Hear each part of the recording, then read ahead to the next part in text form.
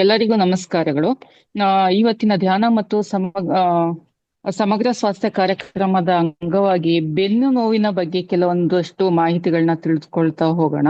ಬೆನ್ನು ನೋವು ಸಾಮಾನ್ಯವಾಗಿ ಕಾಡುವಂತಹ ಇಂದಿನ ದಿನಗಳಲ್ಲಿ ಎಲ್ಲರಿಗೂ ಕಾಡುವಂತದ್ದು. ಈವನ್ ಸಣ್ಣ ಮಕ್ಕಳಿಗೂ ಬೆನ್ನು ನೋವು ಅಂತ ಹೇಳ್ತಾ ಇರ್ತಾರೆ. ಅವ್ರಿಗೆ ಗೊತ್ತಿಲ್ಲ. ಮೋಸ್ಟ್ಲಿ ಸ್ಕೂಲ್ ಬ್ಯಾಗ್ ಎಲ್ಲ ಹೊತ್ಕೊಂಡು ಹೋಗ್ತಾರಲ್ಲ, ಅದರಿಂದಾನೂ ಇರ್ಬೋದು. ವಯಸ್ಸಾಗೋದವರ್ಗುನು ಎಲ್ಲಾರ್ಗೂ ಕಾಡುವಂತ ಒಂದು ನೋವು ಬೆನ್ನು ನೋವು. ಅದ್ರ ಬಗ್ಗೆ ಕೆಲವೊಂದಷ್ಟು ಮಾಹಿತಿಗಳನ್ನ ಪಡೆದುಕೊಳ್ತಾ ಹೋಗೋಣ.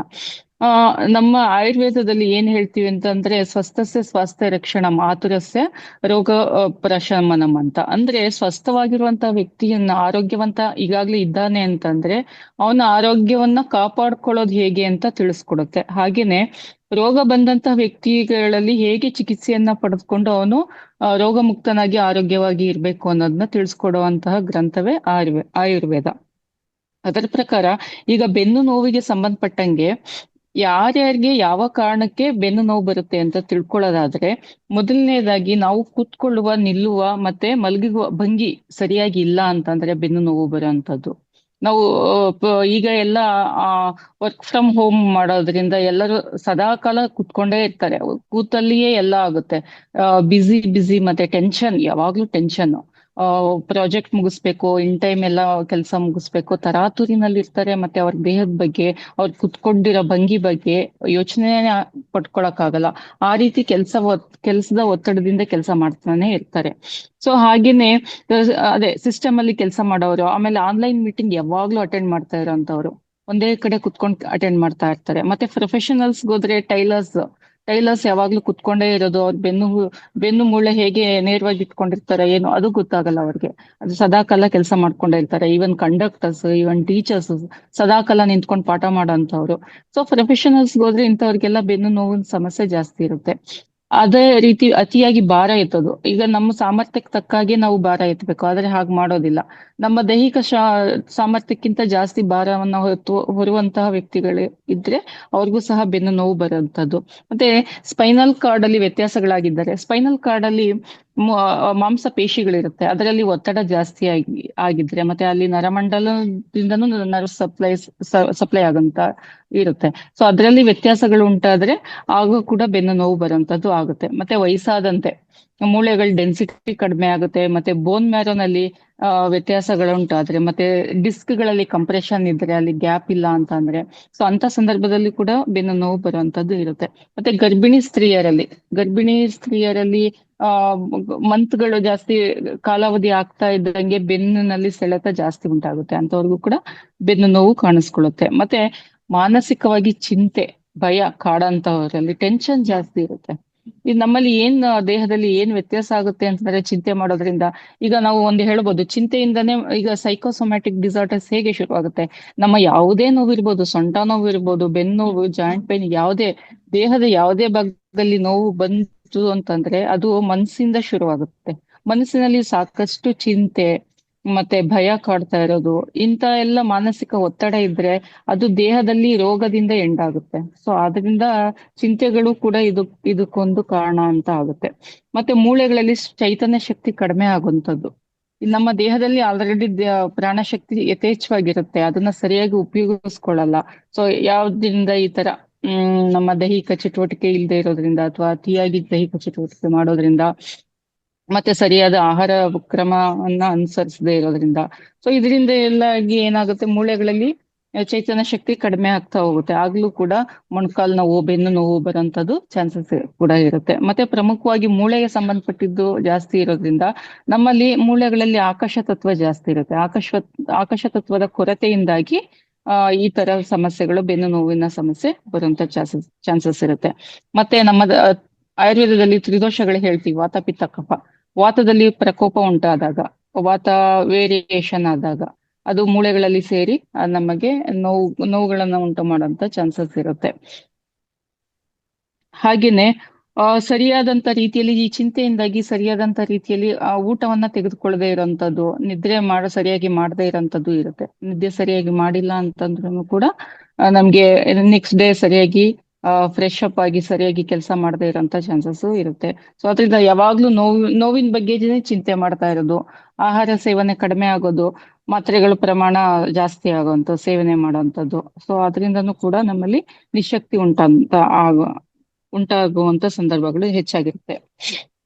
ಇದನ್ನೆಲ್ಲ ಸರಿಪಡಿಸ್ಕೊಳ್ಳೋದು ಹೇಗೆ ಅನ್ನೋದಾದ್ರೆ, ನಾವು ಮುದ್ರೆಗಳನ್ನ ಮಾಡೋದು, ಮತ್ತೆ ನಿಯಮಿತವಾಗಿ ಯೋಗಾಭ್ಯಾಸವನ್ನ ಮಾಡೋದು, ವ್ಯಾಯಾಮ ಮಾಡುವುದು, ಮತ್ತೆ ಆಕ್ಯುಪ್ರೆಷರ್ ಮಾಡುವಂತದ್ದು, ಕೆಲವೊಂದು ವಿಧಾನಗಳನ್ನ ನಾವು ತಿಳ್ಕೊಳ್ಬಹುದು.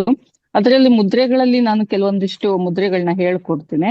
ಅದ್ರ ಜೊತೆಗೆ ನಾವು ಬರೀ ಬೆನ್ನು ನೋವು ಅಂತ ಅಷ್ಟೇ ಅಲ್ಲ, ನಮ್ ಸಾಮಾನ್ಯವಾಗಿ ವಾರಕ್ಕೊಮ್ಮೆ ಆದ್ರೂ ಅಭ್ಯಂಜನವನ್ನ ಮಾಡ್ಕೊಳ್ಬೇಕು ಅಂತ. ನಾವು ಹೇಗೆ ವೆಹಿಕಲ್ಗಳಿಗೆ ಆಯಿಲ್ ಹಾಕಿಸ್ತೀವಲ್ವಾ, ಅದು ಆಯಿಲ್ ಹಾಕ್ಸಿಲ್ಲ ಅಂತಂದ್ರೆ ಅದು ಸರಿಯಾಗಿ ಓಡೋದಿಲ್ಲ. ಹಾಗೆ ನಮ್ ಬಾಡಿ ಕೂಡ ಹಾಗೇನೆ ಒಂದು ಯಂತ್ರ. ಅದನ್ನ ಕಾಲಕ್ಕೆ ಆಯಿಲ್ ಮಾಡ್ಬೇಕಾಗುತ್ತೆ. ಅಭ್ಯಂಜನ ಒಂದು ಎಳ್ಳೆಣ್ಣೆ ಅಥವಾ ತಿಲ ತೈಲದಿಂದ ಅಭ್ಯಂಜನವನ್ನ ಮಾಡ್ಕೊಳ್ಳುವಂಥದ್ದು, ಮತ್ತೆ ಸ್ಟೀಮ್ ತೆಗೆದುಕೊಳ್ಳುವಂಥದ್ದು, ಈ ತರದ್ದೆಲ್ಲ ಮಾಡ್ಬೇಕಾಗುತ್ತೆ. ಅಭ್ಯಂಜನ ಮಾಡ್ಬೇಕು ಅಂದ್ರೆ ವಾರಕ್ಕೊಮ್ಮೆ ಮಾಡ್ಕೊಂಡ್ರು ಆಯ್ತು. ಈಗ ಹಬ್ಬ ಹರಿದಿನಗಳಲ್ಲಿ ನಾವೆಲ್ಲ ಅಭ್ಯಂಜನ ಮಾಡಿನೇ ಸ್ನಾನ ಮಾಡಿಸ್ತಾ ಇದ್ರು ಹಿಂದೆ ಎಲ್ಲ. ಇವಾಗ ಅದ್ರದ್ದು ಅಭ್ಯಾಸನೇ ತಪ್ಪೋಗ್ಬಿಟ್ಟಿದೆ. ಇದು ದಿನಚರ್ಯದಲ್ಲಿ ಇದು ಬರುತ್ತೆ. ಆಯುರ್ವೇದದಲ್ಲಿ ಅಭ್ಯಂಜನ ಮಾಡುವಂಥದ್ದು ಬಹಳ ಬಹಳ ಆ ಪರಿಣಾಮಕಾರಿಯಾಗಿ ಸಂದುಗಳಲ್ಲೆಲ್ಲ ನಮ್ಗೆ ಫ್ಲೆಕ್ಸಿಬಿಲಿಟಿ ಚೆನ್ನಾಗಾಗುತ್ತೆ. ಸೊ ಅದರಿಂದ ಅಭ್ಯಂಜನ ಬಹಳ ಉಪಯುಕ್ತವಾದಂತಹ ಒಂದು ಕ್ರಿಯೆ. ಸೊ ಅದ್ರ ಜೊತೆಗೆ ಅಭ್ಯಂಜನ ಮಾಡದ್ಮೇಲೆ ಲೆಕ್ಕಿ ಗಿಡ ಅಂತ ಸಿಗುತ್ತೆ. ಲೆಕ್ಕಿ ಗಿಡದ ಸೊಪ್ಪು ಮತ್ತೆ ಹರಳೆಲೆ, ಹರಳೆಣ್ಣೆ ಎಲ್ಲ ಬರುತ್ತಲ್ಲ, ಕ್ಯಾಸ್ಟರ್ ಆಯಿಲ್, ಅದನ್ನ ಪ್ರಿಪೇರ್ ಮಾಡುವಂಥದ್ದು. ಹರಳೆಲೆ ಬರುತ್ತೆ. ಅದನ್ನ ಬಿಸಿನೀರಲ್ಲಿ ಚೆನ್ನಾಗಿ ಕುದಿಸಿ ಬಂದಂತ ಸ್ಟೀಮ್ ನ ನಾವು ನೋವಿರೋಂತ ಜಾಗದಲ್ಲಿ ಸ್ಟೀಮ್ ಕೊಟ್ಕೊಳ್ಳೋದ್ರಿಂದ ಆದಷ್ಟುನು ನಮ್ಗೆ ಚಿಕಿತ್ಸೆ ಮನೆಯಲ್ಲೇ ಮಾಡ್ಕೊಳ್ಬಹುದು. ಮತ್ತೆ ವಾತನಾಶಕ ಆಹಾರ ಪದಾರ್ಥಗಳನ್ನ ಸೇವನೆ ಮಾಡಬೇಕು. ಜೊತೆಗೆ ನರಮಂಡಲದ ಶಕ್ತಿಗಾಗಿ ಅಶ್ವಗಂಧ ಚೂರ್ಣವನ್ನ ಹಾಲಿನಲ್ಲಿ 1 ಚಮಚ ಅಶ್ವಗಂಧ ಚೂರ್ಣವನ್ನ 1 ಲೋಟ ಹಾಲಿನಲ್ಲಿ ಹಾಕಿ ಕುಡಿಯುವಂತ ಅಭ್ಯಾಸವನ್ನ ಮಾಡ್ಕೊಳ್ಬಹುದು ರಾತ್ರಿ ಸಮಯ. ಮತ್ತೆ ಟೆನ್ಷನ್ ಕಡಿಮೆ ಮಾಡ್ಕೋಬೇಕು. ಟೆನ್ಷನ್ ಇಂದಾನೇ ಎಲ್ಲಾ ರೋಗಕ್ಕೂ ಟೆನ್ಷನ್ ಕಾರಣ. ಅದರಿಂದ ಆದಷ್ಟು ಧ್ಯಾನ ಮಾಡುವಂಥದ್ದು, ಪ್ರಾಣಾಯಾಮ ಮಾಡುವಂಥದ್ದು, ಮತ್ತೆ ಯೋಗಾಭ್ಯಾಸಗಳನ್ನ ರೂಢಿಸ್ಕೊಳ್ಳುವಂಥದ್ದು, ಮತ್ತೆ ಒಂದೇ ಕಡೆ ಕೂತ್ಕೊಳ್ಳೋದನ್ನ ತಪ್ಪಿಸ್ಬೇಕು. ಅಲ್ಲಿ ಓಡಾಡ್ಬೇಕು. ಸ್ವಲ್ಪ ಸ್ವಲ್ಪ ಸಮಯ ಬ್ರೇಕ್ ತಗೊಂಡು ಕೆಲಸ ಮಾಡುವಂತ ಸಮಯದಲ್ಲಿ ಆಚೆ ಈಚೆ ಓಡಾಡಿ ಬಂದು ಮತ್ತೆ ಲಾಗಿನ್ ಆಗುವಂಥದ್ದು, ಆ ತರ ಅಭ್ಯಾಸಗಳನ್ನ ಇಟ್ಕೊಳ್ಬೇಕಾಗುತ್ತೆ. ಮತ್ತೆ ನೋವಿನ ಬಗ್ಗೆ ಸದಾ ಚಿಂತೆ ಮಾಡೋದನ್ನ ಬಿಡ್ಬೇಕು. ನಾವು ಏನಾದ್ರೂ ಒಂದು ನೋವು ಅಂತಂದ್ರೆ ಅದ್ರ ಬಗ್ಗೆನೇ ಚಿಂತೆ ಮಾಡ್ತಾ ಇರ್ತೀವಿ, ಬೇರೆ ಇನ್ನೇನು ಚಿಂತೆ ಮಾಡ್ತಾ ಇರಲ್ಲ. ಅಯ್ಯೋ ನನಗ್ ನೋವು ನೋವು, ಆ ನೋವು ಅನ್ನೋದು ದುಪ್ಪಟ್ಟಾಗ್ತಾ ಹೋಗುತ್ತೆ. ಸೊ ಅದ್ರ ಕಡೆ ಗಮನ ಕೊಡದೇನೆ ಬೇರೆಡೆಗೆ ಗಮನ ಸೆಳೆಯುವಂತ ಪ್ರಯತ್ನವನ್ನ ಮಾಡ್ಬೇಕಾಗುತ್ತೆ. ಮತ್ತೆ ನೋವು ನಿವಾರಕ ಔಷಧಿಗಳನ್ನ ಹೆಚ್ಚಾಗಿ ತಗೊಳ್ಳುವಂತದ್ದು ಮಾರಕ, ದೇಹಕ್ಕೆ ಒಳ್ಳೆಯದಲ್ಲ. ಆದ್ರಿಂದ ಪೇನ್ ಕಿಲ್ಲರ್ಸ್ ತಗೊಳ್ಳೋದನ್ನ ತುಂಬಾ ಕಡಿಮೆ ಮಾಡಿ, ಅತಿ ಹೆಚ್ಚಾಗಿ ಬೆನ್ನು ನೋವಿದ್ರೆ ವೈದ್ಯರ ಹತ್ರ ತಪಾಸಣೆ ಮಾಡಿಸ್ಕೊಂಡು ಸರಿಯಾದ ಸೂಕ್ತ ಚಿಕಿತ್ಸೆಗಳನ್ನ ಪಡ್ಕೊಳ್ಳಿ. ಹಾಗೇನೆ ಸರಿಯಾದ ಪ್ರಮಾಣದಲ್ಲಿ ನೀರು, ಆಹಾರ ತಗೊಳ್ಳುವಂತದ್ದನ್ನು ಮಾಡ್ಬೇಕು. ಅದ್ರ ಜೊತೆಗೆ ಮುದ್ರೆ ಯಾವ್ದ್ಯಾವ್ದು ಮಾಡ್ಬೋದು ಅಂತಂದ್ರೆ, ನಮ್ಮಲ್ಲಿ ಏನೇ ನೋವು ಕಾಣಿಸ್ಕೊಂಡ್ರಲ್ಲೋ ನಮ್ಮ ದೇಹದಲ್ಲಿ ಸ್ಥಿರತೆ ಹೋಗ್ಬಿಡುತ್ತೆ, ಚಿಂತೆಗೊಳಗಾಗ್ಬಿಡ್ತೀವಿ, ನಮ್ಮಲ್ಲಿ ಒಂಥರ ಭಯ ಕಾಡಕ್ ಶುರು ಆಗುತ್ತೆ. ಸೊ ಅದರಿಂದ ಪೃಥ್ವಿ ಮುದ್ರೆ ಪ್ರಮುಖವಾಗಿ ಕೆಲಸ ಮಾಡುತ್ತೆ. ಮತ್ತೆ ಆಕಾಶ ಮುದ್ರೆ, ಮತ್ತೆ ಮೇರುದಂಡ ಬೆನ್ನು ಹುರಿಯನ್ನ ಸ್ಟ್ರಾಂಗ್ ಮಾಡುತ್ತೆ. ಇದು ಪ್ರಮುಖವಾಗಿ ಬೆನ್ನು ಹುರಿಯಲ್ಲಿ ನಮ್ಗೆ ಹೆಚ್ಚಾಗಿ ಪ್ರಾಣ ಚೈತನ್ಯ ನಾವು ಕಳ್ಕೊಳ್ಳೋದ್ರಿಂದ ಬೆನ್ನು ಹುರಿಗೆ ನಾವು ಹೆಚ್ಚು ಶಕ್ತಿಯನ್ನ ಪ್ರಸಾರ ಮಾಡ್ಬೇಕಾಗಿರೋದ್ರಿಂದ ಈಗ ಪೃಥ್ವಿ ಮುದ್ರೆ ಮಾಡೋದಾದ್ರೆ ಇದು ಉಂಗುರದ ಬೆರಳು ಮತ್ತೆ ಹೆಬ್ಬೆರಳು 2 ಸೇರ್ಬೇಕು. ಸೊ ಇದನ್ನ ಹೀಗೆ ಇಟ್ಕೊಂಡು 2 ಬೆರಳು ನೇರ ಮಾಡ್ಕೋಬೇಕು. ಇದು ಸ್ಥಿರತೆಯನ್ನ ಕಾಪಾಡ್ಕೊಳ್ಳಿಕ್ಕೆ, ನಾವು ಧೈರ್ಯವಾಗಿ ಮಾನಸಿಕವಾಗಿ ಮತ್ತು ದೈಹಿಕವಾಗಿ ನಮ್ಮ ಸ್ಥಿರತ್ವವನ್ನ ಕಾಪಾಡ್ಕೊಳ್ಳೋದಿಕ್ಕೆ ಪೃಥ್ವಿ ಮುದ್ರೆ ಇದು ಮಾಡುವಂಥದ್ದು. ಮತ್ತೆ ವಾಯು ಮುದ್ರೆ, ಈ ತೋರು ಬೆರಳನ್ನ ಹೀಗೆ ಮಡಚಿ ಈ ಹೆಬ್ಬೆರಳನ್ನ ಹೀಗೆ ಸೇರ್ಸೋದು. ಹೀಗೆ ಈ 3 ಬೆರಳು ನೇರವಾಗಿ ಇಟ್ಕೋಬೇಕು. ಸೊ ವಾಯು ಮುದ್ರೆ 2 ಕೈಯಲ್ಲಿ ಇಟ್ಕೋಬೇಕು. ಇದನ್ನ ಪ್ರತಿ ದಿವಸ ಸೂರ್ಯೋದಯದ ಸಮಯ ಬೆಳಗಿನ ಜಾವ 20 ರಿಂದ 25 ನಿಮಿಷ ಮಾಡಿ.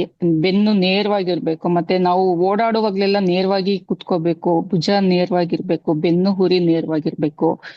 ನಡೆಯುವಾಗೂ ಅಷ್ಟೇ, ಕುತ್ಕೊಳ್ಳೋವಾಗ ಈ ರೀತಿ ಎಲ್ಲ ಪೋಸ್ಟರ್ಸ್ ಕಡೆ ಗಮನ ಕೊಟ್ಟಿರ್ಬೇಕು.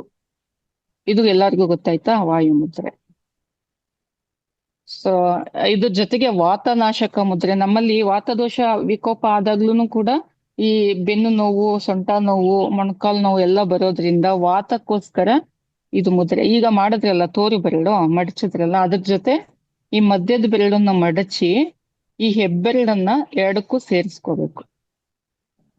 ವಾತನಾಶಕ ಮುದ್ರೆ ಬರ್ದಿಟ್ಕೊಳ್ಳಿ, ಇಲ್ಲಾಂದ್ರೆ ನಾಳೆ ವಿಡಿಯೋ ಬಂದಾಗ ಇದನ್ನ ನೋಡ್ಕೊಳ್ಳಿ ಮತ್ತೆ. ಇದು ವಾತನಾಶಕ ಮುದ್ರೆ. ಇದು ತುಂಬಾ ತುಂಬಾ ಪರಿಣಾಮಕಾರಿಯಾಗಿ ಕೆಲಸ ಮಾಡುತ್ತೆ. ಇದನ್ನ ಅಭ್ಯಾಸ ಮಾಡಿದ್ರೆ ಅಟ್ಲೀಸ್ಟ್ 1 ತಿಂಗಳಾದ್ರೂ ಅಭ್ಯಾಸ ಮಾಡಿ, ಬೆನ್ನು ನೋವು ಕ್ರಮೇಣ ಕಡಿಮೆ ಆಗುತ್ತೆ. ಇನ್ನೂ ಸುಮಾರು ಮುದ್ರೆಗಳಿದೆ, ನೀವು ಜ್ಞಾಪಕ ಇಟ್ಕೋತಿರೋ ಇಲ್ಲ.